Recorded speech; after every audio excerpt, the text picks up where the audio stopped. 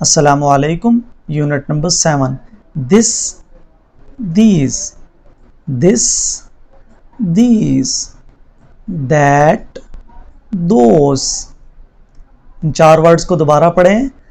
This, THIS, this, TH the key आवाज़ निकालता है, दाल की आवाज़ निकालता है, तो TH तो उसी तरह आ गया, आगे इज आ गया। दिस, दिस, और इसको क्या हम क्या कहेंगे?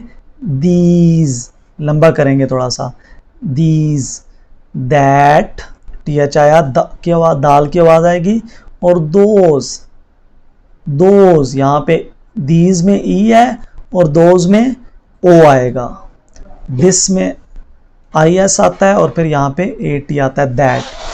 दिस कहते हैं हम उस चीज़ के बारे में जो चीज़ हमारे अकेली हो और हमारे करीब पड़ी हो, दो चीज़ें हैं, यानी कि वन हो, अगर वन हो और हमारे नियर हो, करीब हो, तो वन है और नियर है, तो उसके लिए हम क्या कहेंगे? दिस।